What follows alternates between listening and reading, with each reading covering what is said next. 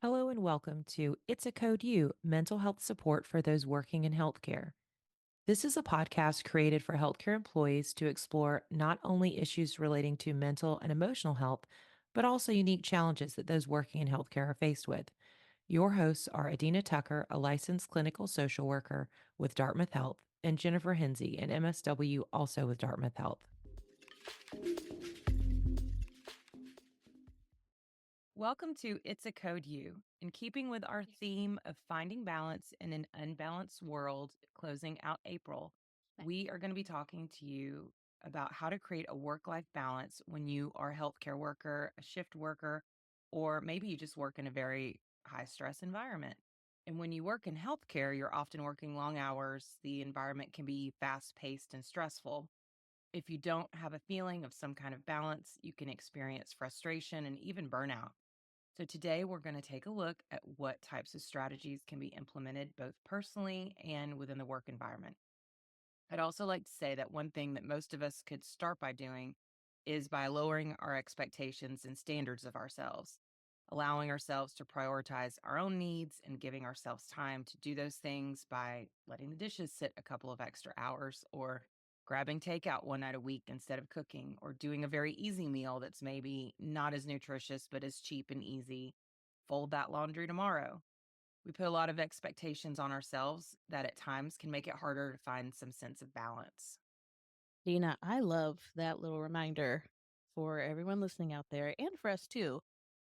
I think we all struggle with high expectations of ourselves. And it reminds me of something some of our team members talked about recently, and that was, is perfect balance even achievable? Is that even real? Right? So many things are out of whack. We all have so much that we're juggling. The concept of even finding that perfect balance, that total balance, been possible. But try as we might and try as we will, there is a lot of research that shows that work-life balance is positively associated with well-being as well as job satisfaction. So, broaching balance, right? Trying to maybe have a little bit more balance. Knowing even where your bounds of balance are. And how do we get there? It can help us with overall life satisfaction, that is for sure. And certainly, I think we all have experienced when a lack of balance can increase anxiety, depression, and mental health problems and burnout. And just as a little reminder, burnout is more than just stress, and it can involve feelings of exhaustion, feeling disconnected and cynical about your job. And experiencing burnout in a medical profession can also lead to lower career satisfaction and increase depressive symptoms and hopelessness. Research also shows that having a healthy work life balance can impact all areas of burnout, so these things truly are connected. Now, let's talk about a few ways that you can try to balance life as much as possible. Well, for starters, you can try to plan out your schedule and practice time management. When you find ways to plan your schedule and practice this time management strategies, you can find areas that really work for you. Here's an example, and then we'll give some general tips that you could consider using in ways that work best with your specific needs and way of life. So, an example of looking at your personal situation could be, let's say you're a morning person. By the end of the day, you just don't have the capacity to make decisions or start new projects. So, maybe you'd prefer to get up early. I'll get up earlier, review my calendar for the day, and do food prep in the early morning before everyone else in the household is up. For other people, this might be absolutely a miserable idea, but it could be entirely effective for you. You can always swap the time frames when maybe you plug these things in. All of the strategies that we share are options, but you have to keep your own mind in life, your own needs, and your preferences to find out what will be helpful and make your life more balanced, not more burdened. Another idea, make sure you have some sort of household calendar. If you have a partner or older children, you can consider doing a shared calendar so that everyone is aware of any appointments or things that need to get done. That can also help reduce the likelihood that something gets overlooked. And of course, as we know, that can add more stress. You can even put a dry erase calendar in a common area, like maybe the kitchen. And at the beginning of each month, you can write out what's in your calendar on the one hanging up so that it's visible to everyone as they pass by it. Some other ways that you can plan your schedule and practice time management would be maybe having a morning schedule. And that can be especially helpful if you're often feeling rushed in the mornings and that adds more stress to your day. You could prep what you need for the morning the night before, or if it's possible to prep for the week on Sunday, try to do that. When I worked in the hospital years ago, when I had assignments where they were all week and I would have to get the kids ready for school, on Sunday, I would actually pick out this sounds really silly, but I would pick out my outfits for each day. So I would try on everything so that then I didn't have to go through that whole, like, "This doesn't fit," or whatever the morning of, and then I would have just, like, 5 outfits hanging, and then I could just grab one, and I already knew. You can consider meal planning and prepping on non-work days so that on days when you work, you have less decisions to make and less to do. This is also something I practiced at one Hmm. point, which is I would just make my lunches for the week. Like, I would get extra chicken and, like, some vegetables and Ah. just roast them, and then I'd have my little containers that I got from the TJ Maxx Home Goods, and I would just make all my containers and my little snacks, and then that way I could just grab it and put it in my lunchbox. Yeah. And it really does, like, it seems like it wouldn't make that much of a difference, but when you're rushing out the door and all you have to do is grab something, and it's something you actually wanna eat, it's just it does make your day a little bit better. And then you can try to implement some time management strategies that help with a task that you know you have to get done, so prioritizing those and looking at some strategies. Another tip is to have a plan for areas that might cause you to take more time doing something than you have. So, if you have tasks to complete that don't require a lot of mental capacity at home, try to think of ways to fit them in while doing other things. Let's say you want to exercise, try doing that while Yeah. watching your favorite show. So you still get that relaxation, but you're getting your exercise done. Hmm. Also, making your health a priority and practicing stress management. So it can be really easy to forget your own health, even while working in an environment where you focus on the health of others all day. So making sure you go to all your preventative healthcare appointments, not putting off going to the doctor if you have a concern, and then prioritizing time for exercise or thinking of ways to get into small bursts.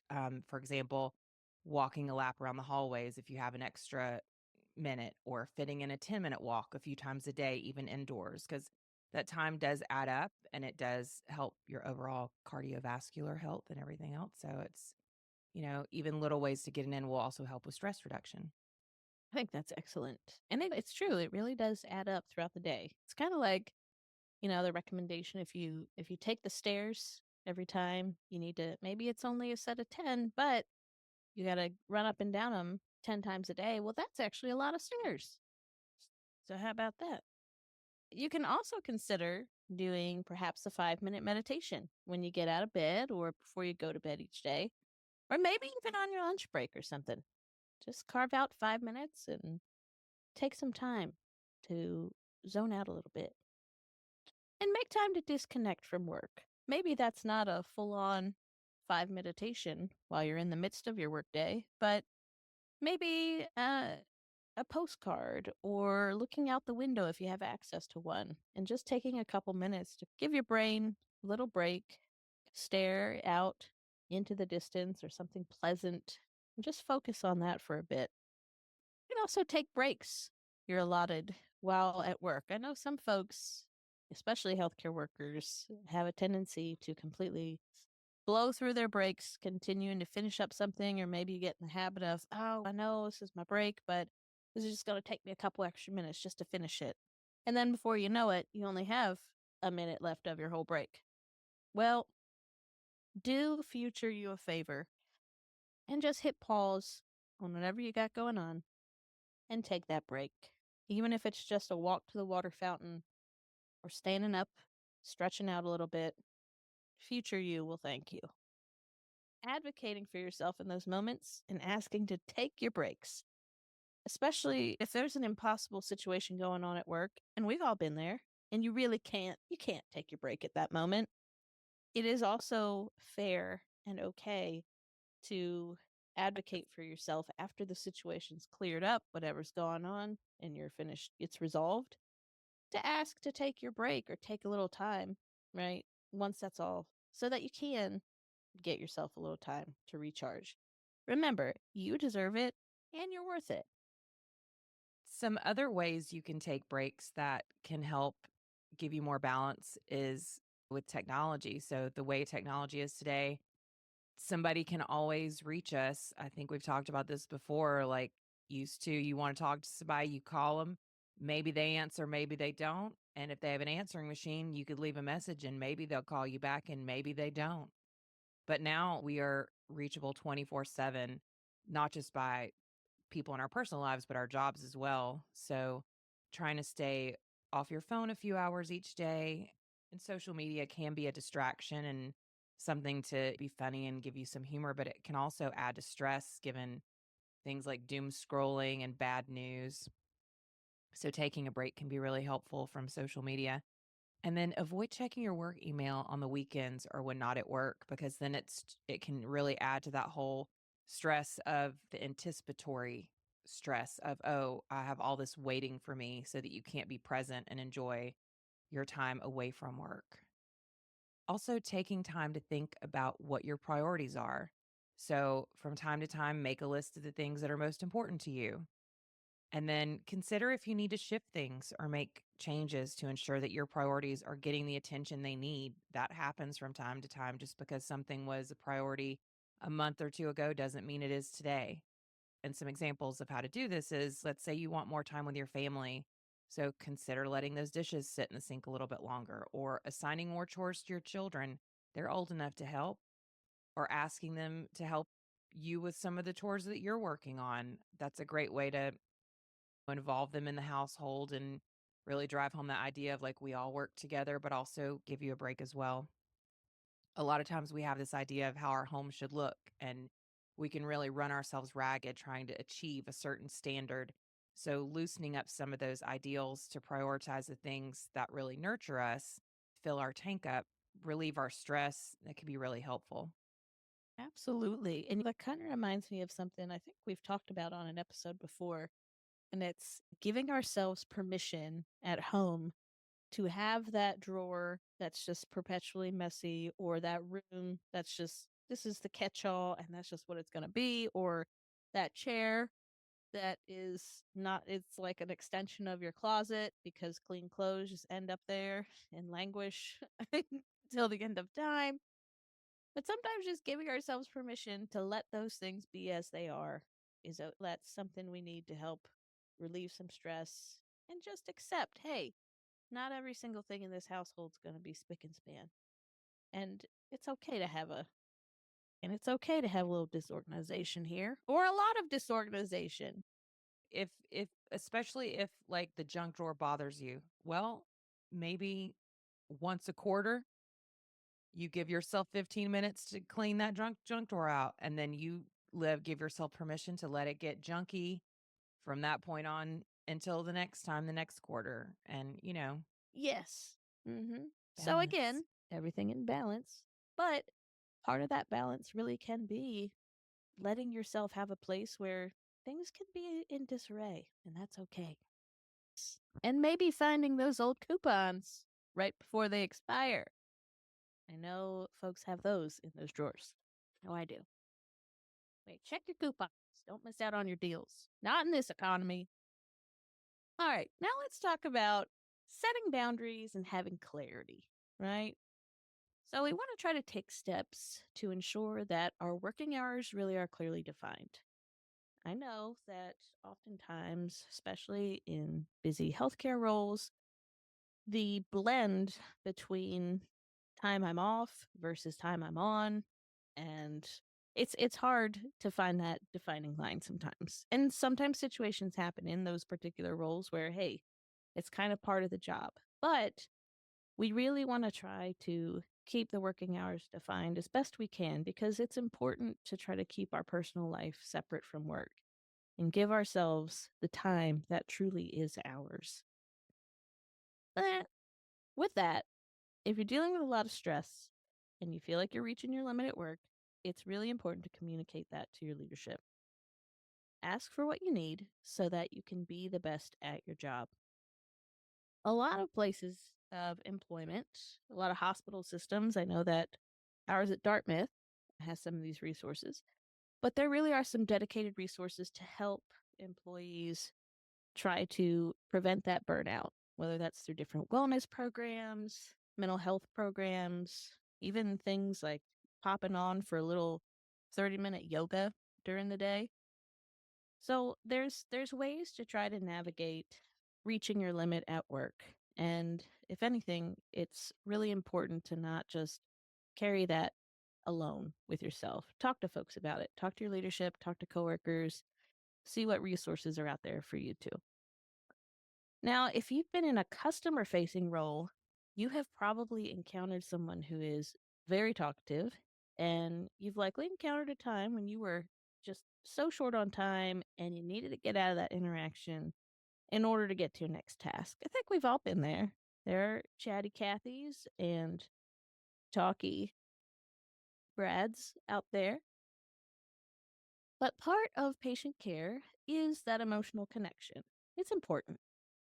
So, at times, while this can put you a little behind with other patients, and sometimes it's your own coworkers too, we can get wrapped into conversations with, we still want to try to balance this, right? So, trying to develop some strategies to be attentive, polite, but also end conversations that continue on for just a lot longer than we really have time available for. Because we don't want to end up compromising again our work, we don't want to compromise our time with the next patients, things like that. So it's important to work on learning how to redirect conversations politely, right? This will hopefully cut down on things getting pushed to the end of the day or leaving you getting home from work later and then having little time for your non work obligations and needs. Now, if you're unsure how to redirect a conversation, you could try something like, that's really interesting and I would love to hear more. But at the moment, I really need to finish getting your medical history or finish up this procedure to make sure that we get you feeling better as quick as possible. But when I come back in later, I'd love to hear more about this. Setting boundaries when encountering customers or patients that speak abusively can be really difficult to endure and make you feel even more stressed and strained and burned down at work, too. We know a lot of folks deal with some unpleasant patients or customers. Now, you can be respectful in your job, of course, and take care of your customer or patient. But it's also important to remember that you are not obligated to tolerate abuse from anyone. And I think for folks in the medical field, there is a lot of that taking place. And folks working in the medical field have big hearts, they really care about their roles, and sometimes can really get caught up in the pattern of tolerating just atrocious behavior from patients and other folks alike. So, just a little reminder you don't have to tolerate that. Report things that are not okay, step away, walk away, leave a situation that is becoming abusive. Um, but make sure that you are advocating for yourself. And remember, you do not have to tolerate abuse from anyone. That's exactly right. And sometimes, especially with in hospital settings, it could be like patients' families, and I get it because it's frustrating and sometimes like it's scary and you're nervous. But another tip for finding balance would be to try to incorporate flexibility. Life happens, sometimes we have to pivot or deal with a scheduling issue. So, if you can try to find ways to practice flexibility so that if something pops up, you're able to shift things or move things around in a way that doesn't feel like you're compromising anything. So, some tips for those in leadership would be having a flexible schedule or giving workers a little bit of say so in their schedule, allowing people to give feedback and give some information about what they need. Having resources in place that promote mental health, or even just having open discussions with employees about stress levels and ways to lower stress. Encouraging your employees to take their time off and to take breaks. Creating a supportive work environment, so having effective communication, acknowledging positive efforts, creating an environment where you don't just get the negative feedback, you're also being recognized for things that you're doing well. And then using available technology just to make workflows easier, and some of that's usually like a systemic thing, but do we have any closing thoughts? Help guide their people to doing what needs to be done to help them maintain this balance and prevent burnout and things. I would just throw out too, right? As a leader, your greatest commodity is your people. So it's essential that you take care of them, you listen to them, you try to meet them where they are, meet them halfway, try to implement things that can help prevent that burnout and help them balance, right? And remember that your people's greatest commodity is their time. So helping them figure out the best way to balance that, to protect it, I think it makes for a lot happier folks on the job, a lot more productive. And it's a win. It's a win for everybody on the team. No, I think I agree with all that. I think those are great things to remember because I've I've definitely worked places where a really great employee was lost because of the lack of some of those things. So I think creating that environment where people are able to have balance is really important. Oftentimes, there are things that are out of our control, and it can feel impossible to find what feels like some sort of balance. We recognize and acknowledge that. But there are also expectations that we put on ourselves that can make things more difficult than they need to be. Maybe we think our home should look a different way, or we should host parties every so often, or we need to only serve certain types of meals. Taking shortcuts, putting off a task, and saying no to social obligations doesn't mean that we're not good enough or capable enough. Having extra time in your day to take a walk, read a book, enjoy a board game with your family, those are just as meaningful as making sure you do a load of laundry before bed or that you only cook meals from scratch. So try and look for ways that you can bend a little bit, for the ways you can give yourself a break and give some space to your schedule so that you feel less stressed and are less likely to burn out. If you haven't already subscribed, please do so. If you like our episodes, the best compliment is to share with a friend. And if you have any questions, comments, or feedback, please email us at dhbhs.media@hitchcock.org. And thank you for listening. Thank you for listening. And actually, something you just said made me think of this bending to give yourself a break, bending so that we do not break. Balance.